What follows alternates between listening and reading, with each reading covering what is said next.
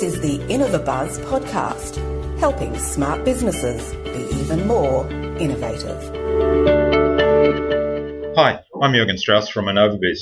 Welcome to episode 91 of the InnovaBuzz podcast, designed to help smart businesses with an interest in innovation become even more innovative. In this episode, my guest is Jack Bourne, the founder of Deadline Funnel and the creator of AW Pro Tools. He makes software that helps entrepreneurs maximize their sales through marketing automation. His passion is to make tools that make marketing easy. This was a really fascinating interview where we talked about topics ranging from developing products for a specific need and testing those to focusing on providing an exceptional customer experience right from the beginning. Without further ado, let's fly into the hive and get the buzz from Jack Bourne of Deadline Funnel. Hi, I'm Jürgen Strauss from InnovaBuzz, and I'm really excited to have with me today on this episode of the InnovaBuzz podcast from St. Augustine in Florida, Jack Bourne, the founder of Deadline Funnel and the creator of AW Pro Tools. Jack makes software that helps entrepreneurs maximize their sales through marketing automation, which is one of my favorite activities. His passion is creating tools that make marketing easier. So welcome to the InnovaBuzz podcast, Jack. It's a privilege to have you here. It's great to be here. I'm looking forward to this. Now, Allegra Sinclair suggested we get you on the podcast, so big hello to Allegra if she's listening. And I'm really looking forward to our chat today. Now, before we get on to marketing funnels and software tools and all that kind of geeky stuff, how did you get into this business? What did you want to do when you were a child? So what I wanted to do with it as a child probably didn't have a whole lot of connection to what I do now. Like most boys, at one point I wanted to be a fireman. At one point I wanted to be a doctor like my dad. And I was studying to be a doctor when I was in college, but for various reasons it just really wasn't for me. I didn't find my life's calling in it. After I graduated, I really didn't know what I wanted to do, but I was exposed to. I had a sneak peek, a small window into the life of what it's like to be an entrepreneur. Some of my father's friends were entrepreneurs, and I would do some work for them, and it really intrigued me that my father would go off to work and he worked, I think, 5 days a week, sometimes late into the night because he was an OBGYN. Mm-hmm. And so it was just really fascinating to me that there was this whole other way of earning money where you could really call your shots, and if you wanted to take a few days off, you could take a few days off, and it really intrigued me, but I just had no idea. How do you break into that? How do you become an entrepreneur? So for many years after college, I really kind of wandered the wasteland, just trying to. I took odd jobs. I really didn't have a guiding. I didn't have a direction that I was going in, but I knew that I wanted to be an entrepreneur. And so really, the first thing that I did was I tried my hand in sales, and I had mixed success, but I got a lot of experience. This was direct sales, and so I learned what it's like to get rejection face to face. Yeah, that was kind of brutal, but that was my first introduction to sales and marketing. And so just to speed this up, because this was a long time ago. So fast forward, and I had worked for Merrill Lynch for a while, and that's really kind of a direct sales type of job. You're getting clients and stuff. I left Merrill Lynch after a few years of doing pretty well at that, but there was a new company that was having success in the Jacksonville, Florida area. It was an exciting startup, and I joined that. But it turned out that me and the boss just really did not get along. And after a year of working there, we had an argument. I left, and I remember calling my wife, and she's like, "Well, what are you going to do now?" I said, "I have no idea, but I'll figure it out." It's the classic, entrepreneur jumping out of the window and building the plane before you hit the concrete. So what I ended up doing was I went and I purchased. I got this idea to create basically the company that I worked for, I should explain, was in the business of providing.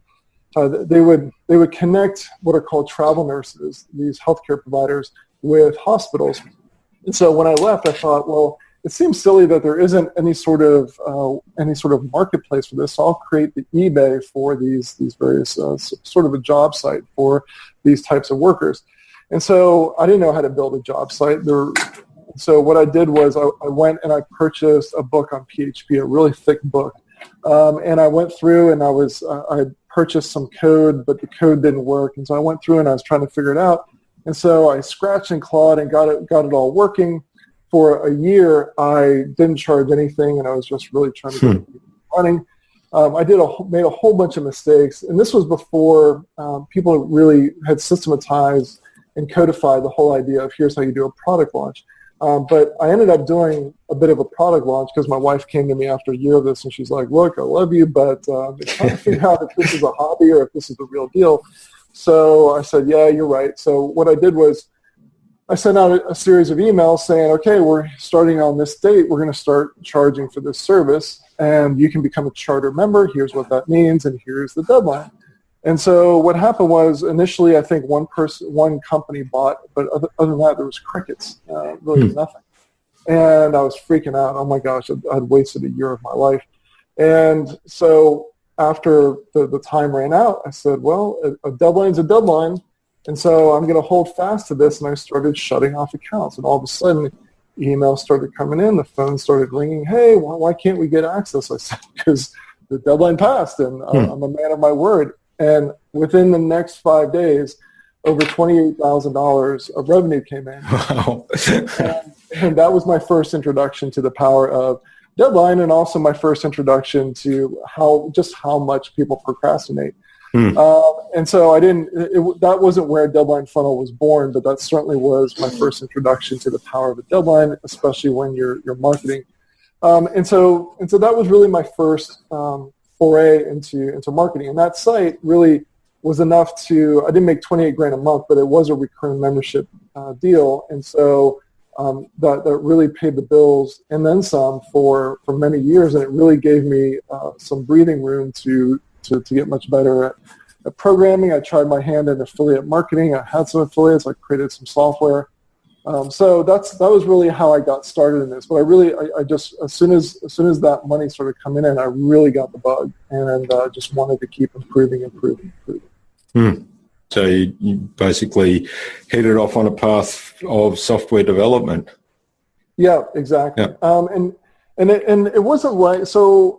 I didn't continue. I wish that I had seen some of the writing on the wall and said, okay, this is what I'm good at. I should just do software development. But I really dove deep into sales and marketing, especially marketing online, direct response marketing. And for a while, for several years, I actually worked for Perry Marshall, who is known as the guy who really cracked the code on how to advertise on Google. Yeah. So I worked as his marketing manager for, I think, 6 years.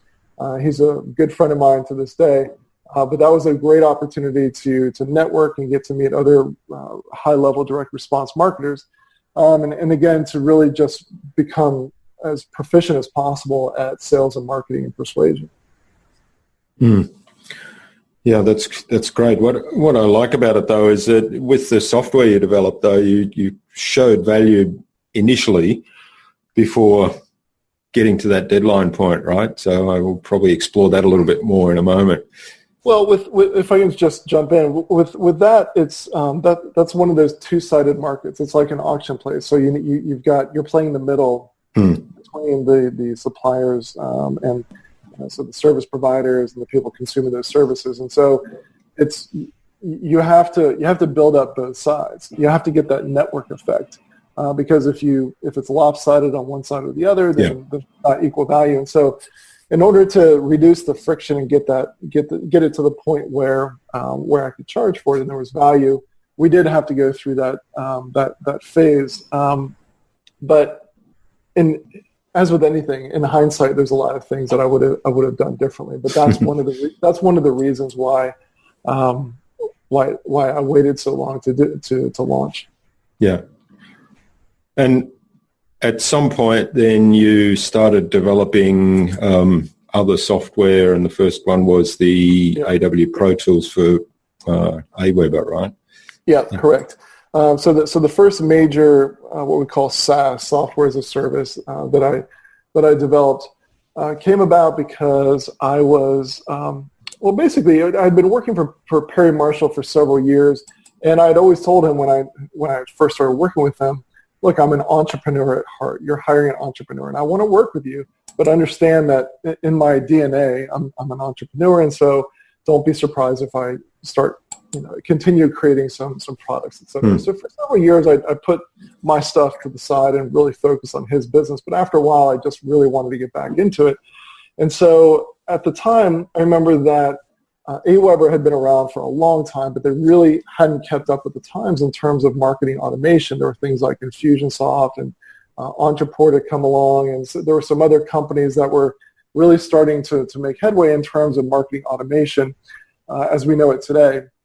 And I took a look at Aweber and I thought, I wonder if they have what's called an API, a way to write code that makes their software do stuff that it otherwise couldn't do. In other words, could I add a layer of improvement to Aweber by using their API? It's a way for developers, programmers to tie into an existing system. And so I started to look at it and I realized, wow, I really could. I think I could make some big improvements and add on some marketing automation that's really, really missing.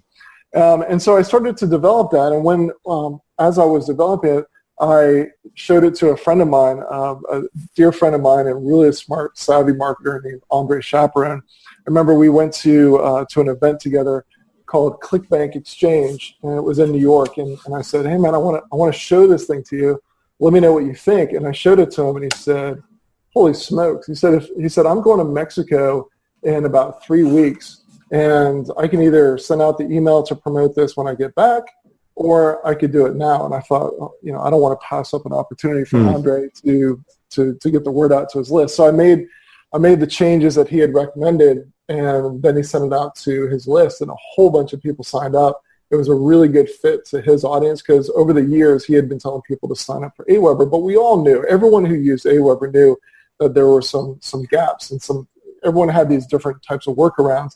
And so mine was the first system that really figured out, here's a way to make it act more like Infusionsoft or Entreport or some of these other ActiveCampaign, I think, had come along at that time. So so you didn't have to leave Aweber. If you liked Aweber and you had all of your lists over to Aweber, you didn't have to leave. You just pay me a monthly fee, and you could tie this into Aweber, and it would make it much, much more powerful. And so that was how AW Pro Tools was born. And a few years later, I actually sold that off to an investor. Yeah, well, definitely that. I mean, I like the way you found a need and then develop something to fill that need. Yeah, that's how a lot of my stuff has come along, is that I sell to people who are very similar to me. It doesn't always have to be that way, but I just find it easier because a lot of the best ideas that I've come up with come from a need that I have, and then I really start by developing it internally for myself, and then I start talking with other people and saying, hey, would this do you have the same problem? Would you be interested in solving this? And if I get a really strong response from a few people, then I get the feeling that I'm onto something, and then develop it further and then roll it out. Yeah, it's amazing how that works, isn't it? I've had that experience a couple of times where people have responded really strongly for something that I showed them that I've developed for my own need, and then this has legs. There's something in this. Absolutely, yeah. So how did deadline funnels come about then? Obviously, you had that experience you described earlier where you realized that setting deadlines prompted action. Yeah. So that really didn't tie into it at the time. Looking backwards, that was my first really powerful experience with deadlines, and how you really have to get people to stop procrastinating. And deadlines is one of the most powerful ways to do that. But what was going on at the time, again, I was working with Perry Marshall. I had some of my own products that I was promoting, and he, of course, was always promoting his stuff. So he and I were both are both big proponents of drip emails. In other words, automated sequences of emails where you develop authority and trust, and then you eventually bend your way around to what you're offering. But it's all done through emails rather than just a sales page. And so one of the thoughts that I had was, okay, automated webinars were out, but it didn't seem like we didn't really want to do an automated webinar. We wanted to have these follow-up emails. I wanted to use marketing automation, and I wanted to have a deadline. To me, it just seemed like one of the most powerful. I'm a big student of Cialdini, Robert Cialdini, and he's a big believer in scarcity and urgency as one of the most powerful psychological triggers. I've seen it in stuff that I've done. We've seen it work in product launches and stuff like that. It was frustrating that I couldn't automate it. And so I didn't think, I'll go and create this. Actually, I went and started looking for solutions. And there were definitely little scripts and little free WordPress plugins that you could use to put a countdown timer on a page, but that really wasn't going to cut it in terms of what I wanted to do. Because what I wanted to do was not just put a timer on a page. I wanted it to be, number one, I wanted it to be, just because it's automated, I didn't want it to be fake. I wanted it to be genuine. So I wanted, if it expired, I didn't want it to reset the next day and just be some bogus, sleazy tactic. I wanted it to be genuine, but automated. The other thing is that I wanted the ability to have it fully integrated in the email, because sometimes the first thing that you have happen when someone goes into a sequence is not an action taken by the prospect or subscriber. You're just applying a tag, or maybe they click a link, but I wanted to be able to trigger things in the background in Infusionsoft or some other email software system and have that set the deadline. And there was definitely nothing that could do that. And really one of the key things was being able to have the deadline be specific to that person, so that no matter what page they went to, if they went from the sales page to the checkout page, the countdown could be the same countdown on both of those pages or multiple pages. And that was that's really just the small number of things on my list that I really, really wanted, but those were some of the big things, and that just didn't exist. And one of the other things was I didn't want to be forced into a certain format, like, okay, you can do it if you use automated webinars, but anything else, you just can't make this happen. I didn't want to be forced to sell one certain way. And so with all of those criteria, there was nothing that even came close to even doing one of those things. And so I just decided, well, I'll create it, and then I'll see later if other people are really interested in purchasing this. So I developed it internally, and developing software internally is just at least 10 times easier than developing it for the public to use, because someone who shows up and puts in their credit card or they take the free trial, and they have to be able to use it without you sitting there and saying, okay, well, you got to click on this and do this and do that. So when you develop it for yourself, you don't need a pretty admin, you don't need something with tutorials, and so it's a lot easier to just create something for yourself. Taking it to that next level is not twice as hard; it's like 10 times as hard.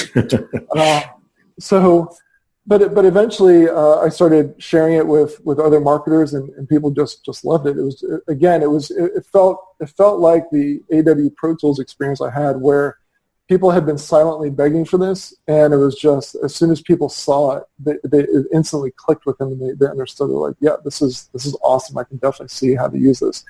And so that's, if you have a product like that, it's just amazing, because it gives you the opportunity to get feedback from people who see where you're going with it, even though there's some rough edges on what you're offering, because it's an early version, and they hopefully stick around long enough while you're developing and taking their feedback. But it's just so great when you have that product to market fit, and people are excited and they're enthusiastic. And that's really what I had with both AW Pro Tools and have with Deadline Funnel as well. I like the specificity to the person. So how does that work? So if somebody lands on a sales page, for example, say, and it makes an offer, that triggers the deadline from there, does it? So it's specific to that person who's...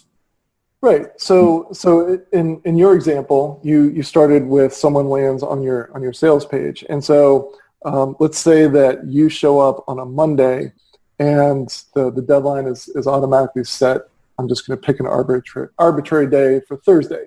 And so you've been tracked, and now the deadline is going to be over on Thursday, and if you don't take action, you're not going to be able to get back to that sales page. In addition, if we put the deadline funnel code on your checkout page, let's say, you wouldn't be able to get on the checkout page or leave the checkout page open. So whatever pages that you want to just be able to be not accessible after the deadline, it could be multiple. And so that's what I mean. It's specific to the person. It's sort of like your deadline, you're carrying it around with you as you go through the funnel, even if it's different software platforms across the funnel. So the sales page might be built in, I'll just pick a software, Lead Pages, and the checkout page might be in Samcart, right? And so it doesn't matter that it's on two different systems because we're tracking you. So just continuing on with this analogy, if Jane shows up on Tuesday, her deadline wouldn't be the same as yours. Her deadline would be one day later because she showed up one day later. And so her deadline would be Friday.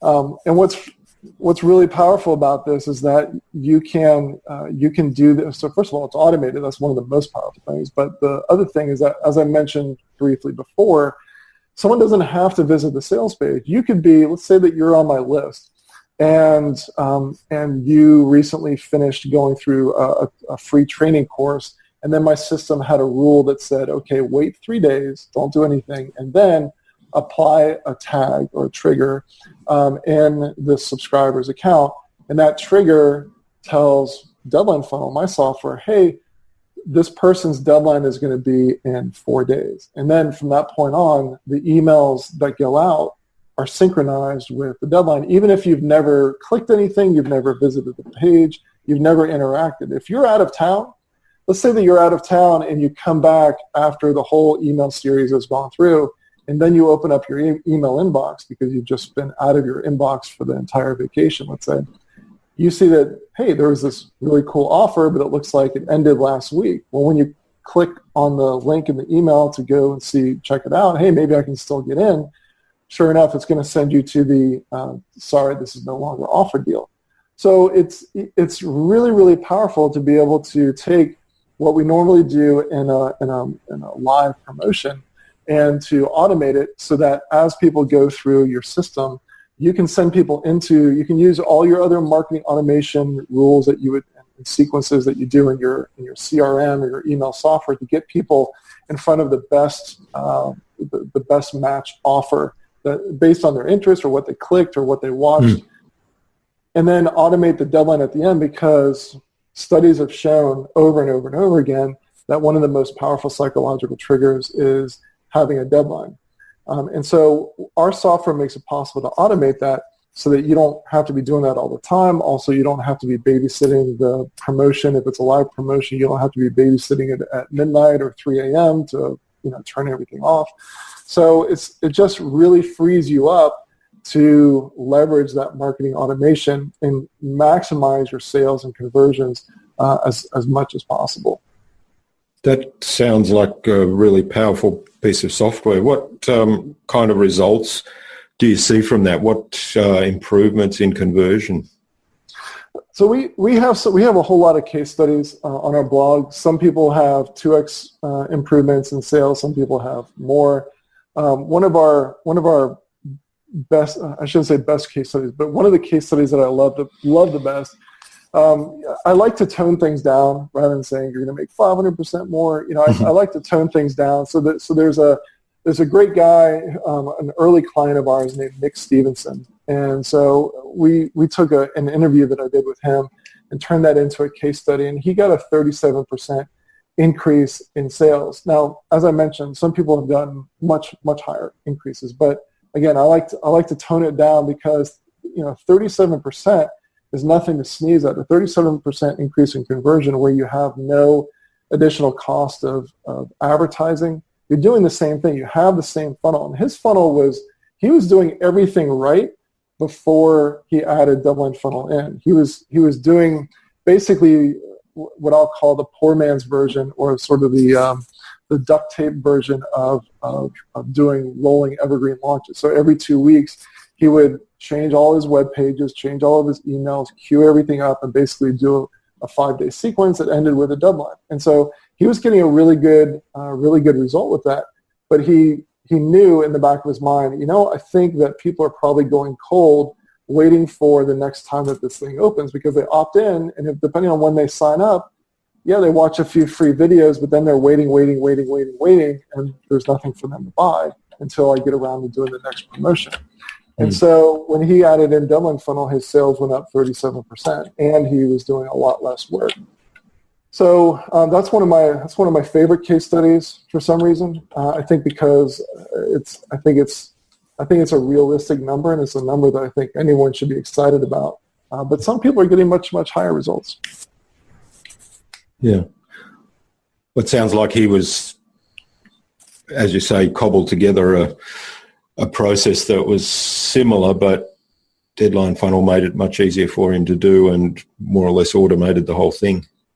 Sure, and it added in some other features that I think really juiced up his results further. So, for example, one feature that a lot of people love, I think almost everyone uses this, is the ability to put an animated countdown in the email. And so what's really cool is that with our system, again, it's based on the person. So if you have 1 day and 22 hours left until the deadline, and you open up an email, you're going to see the countdown counting down, 1 hour and 22. You click through, and you're going to see on the sales page 1 hour and 22. You click through to the checkout page, and see 1 day and 22. I forget what number I did, but the point is that the countdown is the same. It's the same on each system. Yeah, on each system. Yep. Well, that's very powerful, because that shows that it's genuine. Oh yeah, absolutely. Yeah. And it is. And one of the things that I really try to hammer home is that I think the days are gone where you can really build a sustainable business on just one product. And so if you're going to have multiple different products you're going to sell, you're going to have that relationship with your past clients to make it easier for you to continue to sell the second and third and fourth product. And so everything that we do in our business is either building our credibility or it's hurting our credibility. And so when you use our software, if someone for 1 second thinks that it's not genuine, they'll learn real fast that, the deadline was in fact the deadline. And then the next time that you offer something, they're going to be much more, they're not going to wait around, they're going to jump in. Whereas if you go the opposite route and you have one of those cheapy countdown timer scripts that's just specific to the page and it resets the next day, it's gonna hurt your credibility. It's gonna have an effect over time. So it's just gonna make it harder for you to build a business. And so, our clients understand that it's important to invest in your business and treat it like a serious business, so that you're not just a one-hit wonder. It's not just about this week's promotion. It's about, yes, this promotion, but what's next and what's next and what's next, because you want to have a relationship with your clients. The hardest thing is to get that first client. So you want to do the best that you can to serve these people, to develop trust, and to not do anything that's going to hurt that trust, so that when you have other things to offer, it's going to be so much easier for them to decide, yeah, this is what I want to do, because Jack's stuff is good and he's always truthful, and I can trust what he says, and I'm going to buy this. Yeah, that's good advice. Now, I imagine there's a lot of moving parts to this, because it integrates with email providers, with the auto CRM systems and a whole lot of different ones. And then there's the whole idea of what's your strategy for setting a deadline, because I guess just using the software itself is not really going to get you much results unless you know how to put together the campaign. So what kind of onboarding and training do you provide for customers to get them started? Yeah, I'm glad you asked that. So one of the things that we have is, as soon as someone signs up for our 14-day free trial, there's a page with a video from me, and it's a real short video that you would think that I'm going to say, here, let me show you how to use the software. But actually what I say is, before you log into the software, want to invite you to do a free 15-minute onboarding call with my team. It's not a disguised sales call. It's just an opportunity for us to make sure that you don't have, so that we can answer whatever questions that you have and help you map out your strategy if that's what you want, or help you get comfortable with the software. Like whatever you need, that's what the 15-minute onboarding call is for, and it's completely free. And it truly is not a disguised sales call. It's just an onboarding call with my team members and sometimes with me, just to help them out. And that's been really, really powerful to help people to get up and running. The other thing that we do, we have invested a lot of time and energy into providing stellar support, including a knowledge base that includes not just videos, short videos, that's key, short videos, and also the text version so that people can get the answers that they want quickly. But also a big thing that's a really big investment, and I'll admit, I've said this many times, when my team brought it up to me, hey, let's do live chat, internally a part of me felt like it was dying because I thought, oh my gosh, like live chat, I don't want to do live chat. Live chat for sales? Sure, that sounds great. But we really made a commitment. I said, look, let's commit to this for 30 days and let's just see how it goes. I'm going to go all in. I'm going to get in on chat. Anthony, my whole team just really jumped in and focused on providing a great experience on chat. And I would say it was 95% answering support questions. So there wasn't a whole lot of closing sales on the live chat. But what it did for our members, our clients, is that, especially our new ones, is that it gave them quick answers to the questions that they have. And what I started to realize, because in my own experience, there's lots of software companies out there that have a live chat, but you go and you type it in and you either wait for an hour or it'll say, hey, we're not here. Like after you've typed it in, it'll say, hey, we're not here. We'll get back to you in 6 to 12 hours. And that's always frustrating to me. So people had a really good experience by getting the answers that they needed right away. And it also gave us a feedback loop to know what sort of questions and things our clients were struggling with most so that we could also create that documentation. And so it wasn't one of those things where Monday we started doing live chat and by Friday we just saw tremendous growth. But it's sort of like working out or eating right. Over time, it has a cumulative effect. And the more we did it, the more we grew, and we started getting a lot more word of mouth. People were talking about what an extraordinary job we were doing with customer support, and just people had an all-around great experience because whether they were having an easy time with the software or a tough time, they could go on chat and get their answer solved right away. It was within 5 minutes, sometimes less than a minute. They could be chatting with us, and that was just a real big differentiator for us. And it's something that we invest a lot of time in to this day. Yeah. I see you're using Drift also on the live chat as the live chat software. How do you find that? Because I'm using that, and one of the things I haven't quite worked out to get right is the notification, so that, as you say, you can have that quick response. Yeah, so we like it. As with anything, it's not perfect. There are some features that they've taken away. That one feature in particular they took away that I really wish they hadn't. But all in all, we're very happy with them. The way that we're so on top of it is that we have it tied up with Slack, and so we use Slack for our internal team communications, like a lot of people do. And so we have it where it pings us in Slack and we get that little notification. And so what we used to do is we used to just answer it via Slack, and you can certainly do that. But for some reason, the Drift software would always keep, every now and then it would have either a really slow connection.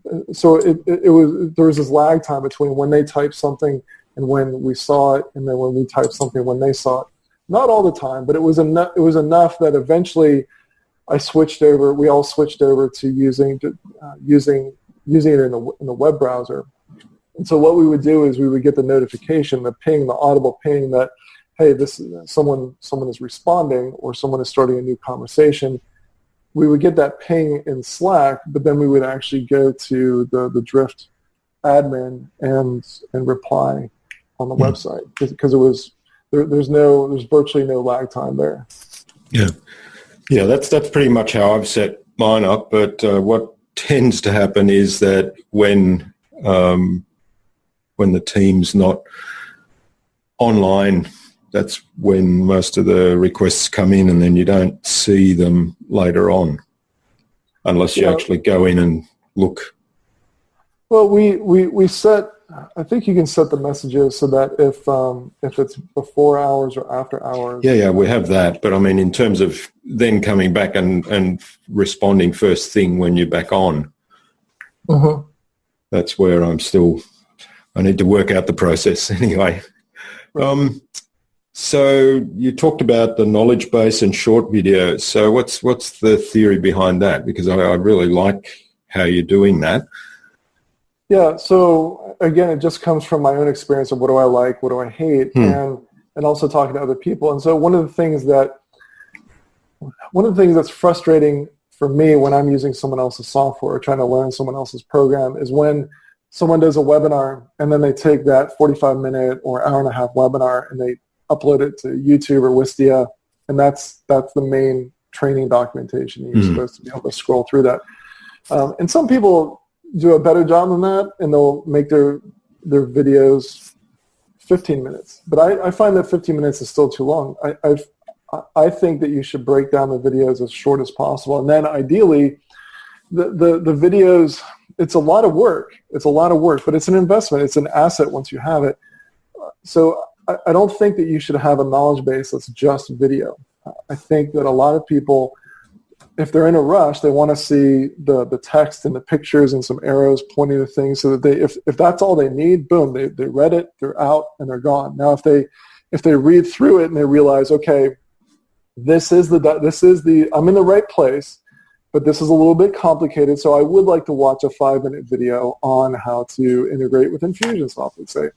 Then the video is right there in the knowledge base, and they can watch the video and get more information and have it more spoon-fed to them, and they can watch over my shoulder or over my team's shoulder as it's done in front of them.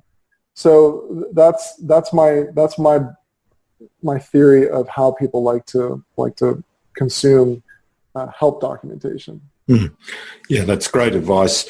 I like that a lot. Most people, well, everyone has different preferences for how they communicate. So some people are visual, some people are more auditory, and other people like reading things. So it's good that you're addressing all of that. And as you say, I mean, I find myself a lot probably liking to look at screenshots and step-by-step guide, but then a video is always good if I think this is a bit complicated. I'm not sure I understand. Yeah, absolutely. And again, it is a lot of work. And what I would say is, what I'm talking to is where I think anyone who's got software should want to get to. But when you're first starting out, you might have a smaller team. You may not have the resources to do that. And so if you are just starting out, in my opinion, it's fine to do either longer videos or to do a webinar and break it up into chunks. Try to explain to people, if it's a longer video, here's what we cover in this video. Maybe there's some bullet points so that people know what's in the video, so they don't have to watch the whole thing and realize, okay, that wasn't it. I need to watch the next video. So when you're first starting out, you just need to get it done. You don't have to get it perfect, but everything. One of the things that I've found with software is that you're never done. There's always something that can be improved. There's lots of things that can be improved. In fact, there's more things that be improved. I mean, even after years of doing this, we have a never-ending conveyor belt of things that we're improving this here. Someone said that this was confusing over here. We've updated the admin, and so now we need to go through and update our documentation. I now have one of my team members going through and checking our documentation for quality control, seeing what's outdated, what's inaccurate, what could be improved, et cetera. And so it's just constantly going through and improving it again and again and again. And so there's really no end in sight. There's no point where you get to where you do your documentation and it's okay, you're done. There's nothing else to say.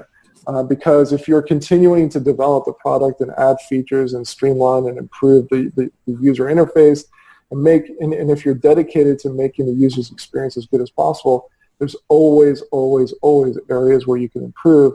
And every time that you improve the software, you can improve the documentation. And sometimes the documentation becomes outdated because you improve the software. That's right, yeah. And also getting feedback from your customers, which I'm sure you're doing. I know I'm involved, and I had these folks on the podcast a little while ago, Paperform. Their process is very similar to what you've just described. They do a really good job. And it's funny, you talked about the pop-up chat on the website. They have the pop-up chat on the website, and that's the main way I communicate with them. If I have a question about how to do something, I'll pop it in there and they'll come back to me fairly quickly, and they constantly are evolving that product, and as they evolve the product and add new features, they then add to the documentation. Mm-hmm. Yeah, in my experience, no matter whether someone's auditory, visual, kinesthetic, pretty much everyone wants to just give me the answer. Like, it shouldn't be hard. So if if the chat's there, they actually want to use it and they want to talk to a human being. It's sort of, I have this frustration when I call the bank or God knows the cable company. Press 1 for English, press 1 through 6 if you're doing this. And I've always just thought, if they actually just had human beings answering the phone, they probably could just really quickly say, "Oh, hi, how can we help you?" Okay, shuffling you directly to that department. Yeah, that's right. Rather than sending someone through that automated wasteland. So that's just the philosophy that we take, and people really respond to it. And one of the things that's really helped us. So anyone out there who's doing this, but they haven't seen the results yet, one of the things I would say is, because it's so rare, there are some companies who do it, and there's certainly some companies who probably do it better than us, but we're really trying to do the best that we can to give real quick response times on the chat. So it blows people away.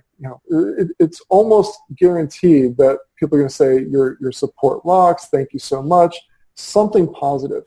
And when they do, my team, and I always do this, but my team also is told to respond with, "I'm glad that you love the support.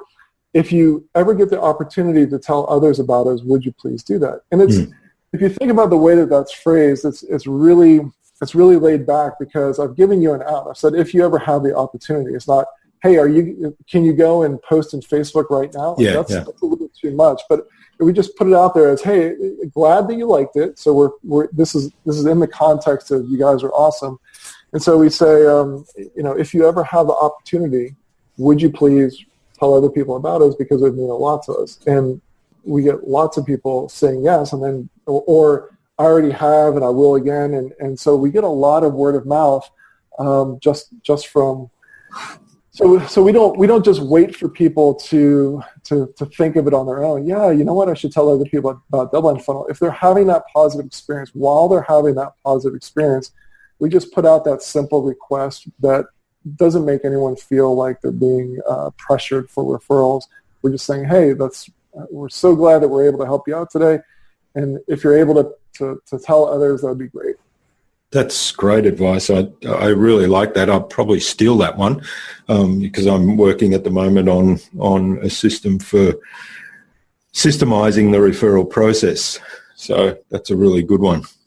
Yeah, it's worked well for us. And I understand what you're saying about ringing up and getting these automated systems. I think there's quite a few times where I've been in that situation and I kind of scream at the phone and say, "Just give me somebody to talk to." Operator. Yeah. Right. I know what you mean. All right. This has been fabulous, Jack. I really appreciate all the insights you've given us into Deadline Funnel. Sorry, I was getting slipping into the wrong one. Deadline Funnel. So they're good software too. Sure. Yeah. That's right, but it's different. It's a different thing. And we'll post links to that so people can actually have a look at these things in action as Jack's described them. And also there's some wonderful testimonials there. There's both video testimonials and short testimonials that people can read about customer experiences with Deadline Funnel. So I think it's time we moved on to the buzz now, though. That's our innovation round designed to help our audience who are primarily innovators and leaders in their field with some tips from your experience. So I've got 5 questions and hopefully you'll have some really good answers for us that will inspire people to do something awesome. Okay. So what's the number one thing anyone needs to do to be more innovative? So in my opinion, what works for me to be more innovative is actually to spend more time out of the office, specifically exercising. What I find is that if I'm really stuck on something, if I've been thinking about it for a significant period of time and I'm just not getting anywhere, it's time to give the conscious mind a break and to let it be resolved by the subconscious mind. And so I don't run as much anymore, but I will go play tennis. That's one of my favorite things to do. So I'll go play tennis. Sometimes I'll run a little bit or go surfing. And so I find that when I'm doing some other activity that's not business related, if I've been really trying to solve some sort of business puzzle, it'll almost always get unlocked while I'm exercising. That's fabulous advice, and I can totally relate to that. I'm a keen cyclist. I just come off a lengthy cold, so I haven't been cycling in the cold weather here in Australia in the southeast. But on the weekend, I went out for the first time in about 4 weeks, and I had this epiphany about something I'm working on at work, and it was like, just somebody turned a switch, and all of a sudden, this thing just became clear.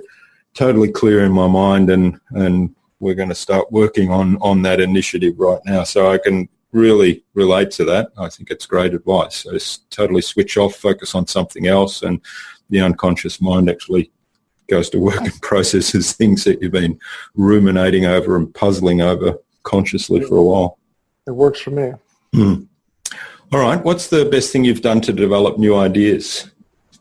Is to have a journal. And so I'm a big believer in giving ideas a cooling off period. So that's one of the reasons why I'm a big believer in the journal. Now the journaling that I do is a paper and ink journal, but I don't know if I've always been this way, but it seems like the past several years I've just had idea after idea after idea. Now that sounds wonderful, right? But the problem is that some of those ideas are rubbish. And when you have these ideas, they all seem brilliant. And so I'm a big believer in writing them down in a journal for 2 reasons. One, as I just mentioned, so you can have a cooling off period, and that you can get a little bit of distance between when you have the idea and time to evaluate the idea. So just write it down so that you won't forget what it is, that you understand, so that it's just enough so that when you come back to it later, you won't wonder, what the heck did I write down? I don't even understand this. But just enough to be able to jog your memory, and then move on. The second reason why I really find that to be productive is because it seems like if you don't write it down, you're either going to forget the idea. That might be one of the brilliant ones that you didn't want to forget. But also, it seems the way that my mind works, but I've spoken with other people, and it works for them as well, is that if you take that idea and you write it down, that seems to make room for the next idea to come along. And so it for me, it just works to journal. And back to the cooling off period, I can't tell you how many times I've gone back and looked at ideas and I thought, that's one of the stupidest ideas I've ever had. But I know at the time that when I wrote it down, I thought, this is good. This is some good stuff. And so you really need to give yourself some distance so that you can evaluate your ideas with fresh eyes. That's great advice. I really like that. And why do you choose to do it with pen and paper as opposed to something on the computer? For me, it's something about the tactile experience. So I'll try to make this story short. One of my first ventures into the software business, I I lost $26,000 because I was making a whole bunch of stupid mistakes. And I woke up one day, tabulated like how much, I'm nowhere close to having this thing ready to launch. How much money have I spent on this thing? Because I've been outsourcing it to this other team. So where am I? Because I'm not even halfway done. And the number was 26 grand. And I realized, okay, although I certainly could spend more, I've got to call it quits. I got to hit the pause button. And so at that point, I really had to, I decided, okay, it's time for me to not start any new ventures. I need to figure out where I went wrong and to really backtrack and see what the problem was, because I don't want to do this. I do want to innovate. I do want to bring stuff out to the world, but I don't, spending 26 grand and not even having the first version of the show for it just didn't feel right. So that's when I started journaling, and I really solved a lot of issues, a lot of faulty wiring in my head about things that I believed and why I wasn't bringing the product to market that had to do with just emotional stuff.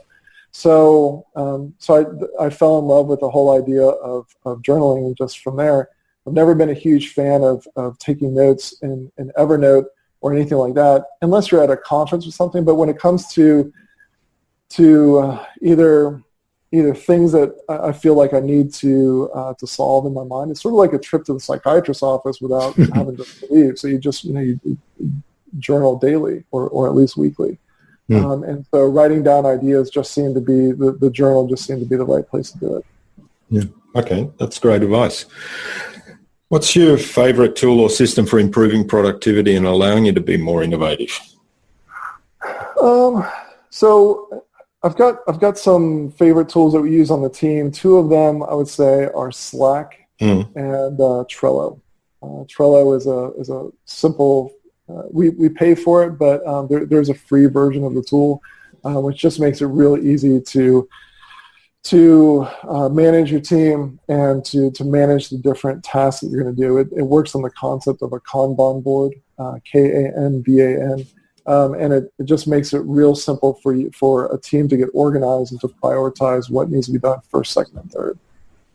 Yeah, well, and we'll post links to those in the show notes. I mean, most people, I think, in my audience will be familiar with them because they have been referred to a lot. Slack is great for a remote team, which I'm guessing your team is a remote team. They're not all in one office.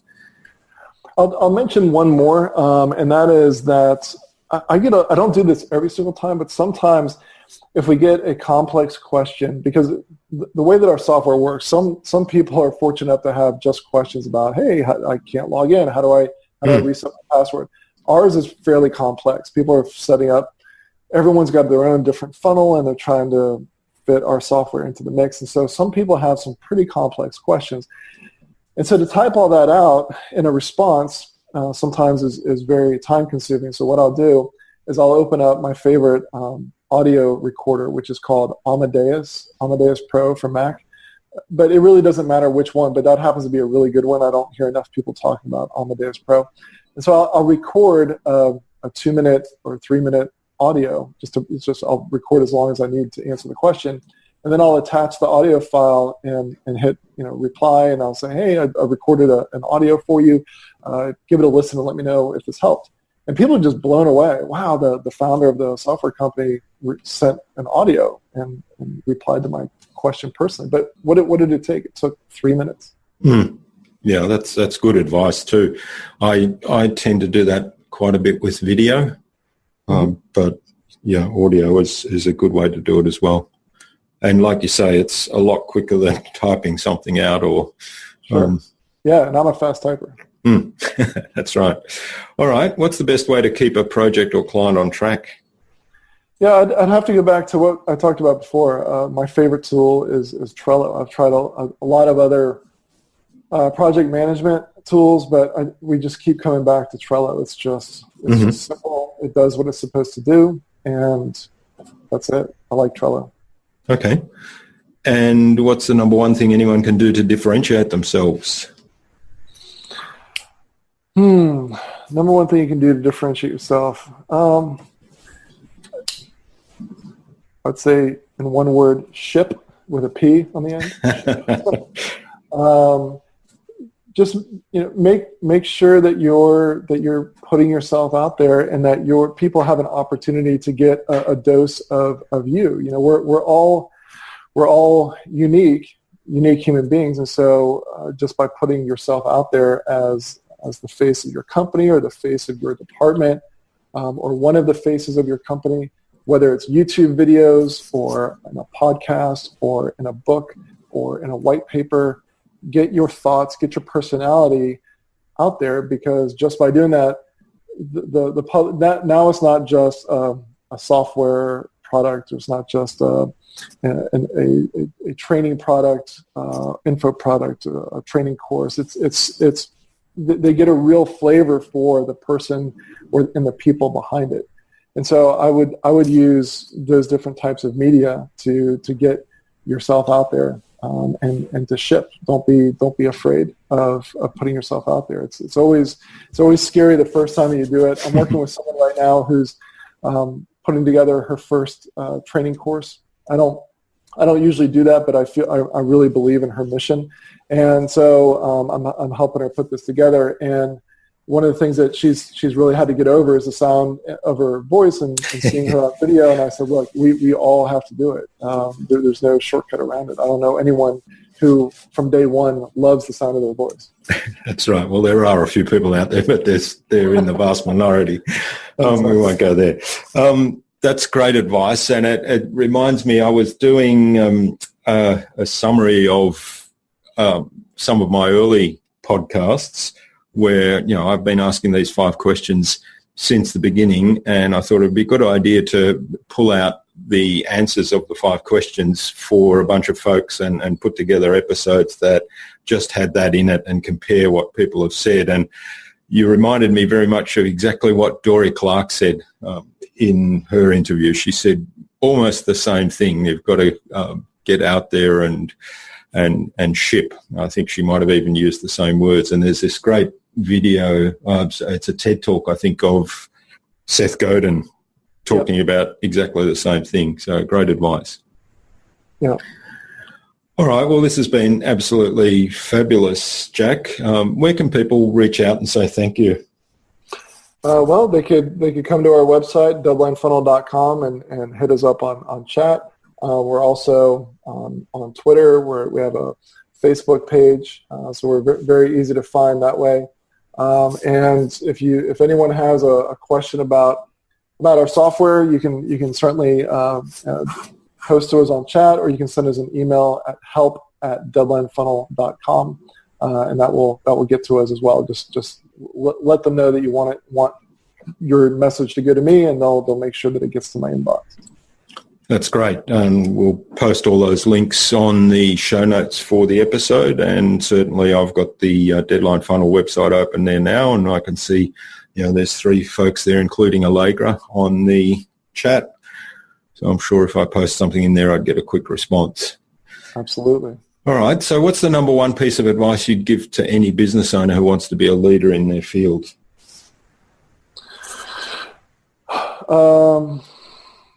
I would say be humble and get out there and network and try to learn from other people. One of the things I learned early on is that there's not really truly anything absolutely 100% new. It's recombining existing ideas from other people, other industries, into unique new combinations. And so I think one of the most powerful things that you can do is to mix and mingle, mastermind with other people in your same industry and also different industries, so that you can cross-pollinate. And if we go back to what we discussed about the subconscious mind, these ideas will take root, and you'll come up with something innovative and new. That's great advice, and I'm experiencing that all the time as well, and I see other people experiencing that, so definitely great advice. All right, finally then, who would you like me to interview on a future InnovaBuzz podcast, and why? My buddy Andre Chaperon, because he's just a brilliant guy. He's a amazing human being and wicked smart at marketing, but also because he's shy, and so I would love for him to be forced to to get on yet another podcast and have to come out of its shell. Okay. All right. Well, thanks for that, Andre. Look out for an invitation from us, courtesy of Jack Bourne. All right. Well, this has been fun. Yeah, it has been fun. Thanks so much for sharing your time and insights with us today, Jack. I really appreciate it. I've enjoyed this immensely, learned a lot, and I might actually, as a result, give Deadline Funnels a spin, because I do have a couple of things that I'm doing right now where I think it would be a perfect fit. So I wish you all the best for the future of Deadline Funnel and for all the things that you're doing, and let's keep in touch. Awesome. Thank you so much. Thanks. I hope you enjoyed hearing from Jack as much as I enjoyed interviewing him. There are some really valuable lessons in this interview about how to develop products that meet a specific need, about targeting a particular audience, and about building trust and relationships through providing an exceptional user experience. All the great ideas and tips that Jack shared with us can be found at innovabiz.com.au/Jack Bourne. That is JACKBORN. All lowercase, all one word, innovabiz.com.au/Jack Bourne. You'll also find contact information for getting in touch with Jack there. We'd love you to leave comments on the post to tell us what you got out of this episode and what actions you'll take as a result.